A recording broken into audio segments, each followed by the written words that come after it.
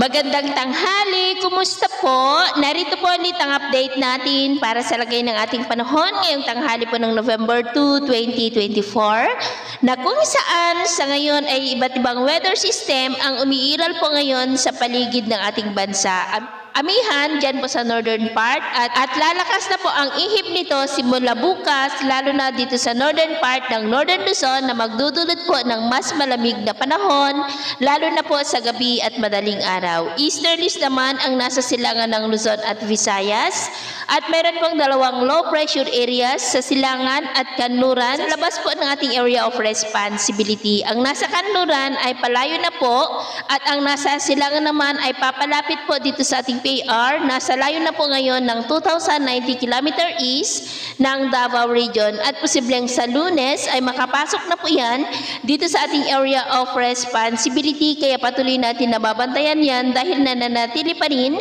nabanta po dito sa ating bansa hanggang sa hindi nalulusaw. Posibleng hihina dahil sa inaasahan na paglakas ng amihan o kaya naman po ay itutulak ng amihan pababa at ang susunod na bagyo ay tatawagin po sa local name na Bagyong Mars. At sa ating long range forecast, maliban sa sama ng panahon na ating binabantayan sa labas ng PAR, ay posible po ang dalawang potensyal na sama ng panahon na mabubuo dyan sa may Pacific Ocean sa silangan.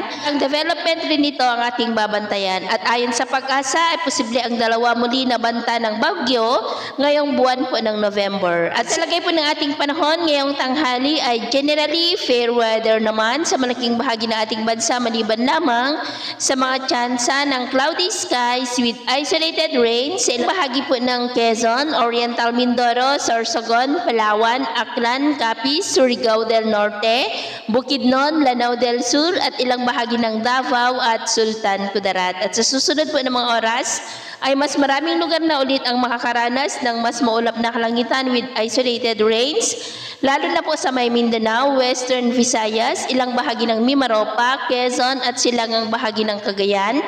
Kaya kung lalabas po tayo sa ating mga tahanan, ay ugaliin lamang po natin lagi ang magdala ng kahit na anong panangga natin sa init ng araw at proteksyon na rin po sa mga biglaang buhos ng ulan. Sa atin naman pong mga baybayin, wala na po tayong nakataas na namang gale warning signals, pero iba yung pag-iingat lamang po kung papalaot tayo para mas makaiwas sa mga sakunang pangkaragatan. So yun po ng latest update natin sa araw na ito. Ako po muli si James na nagsasabing sa kahit na ng pagsubok po na darating sa ating buhay, huwag na huwag po tayong mawawalan ng pag-asa. Thank you and God bless!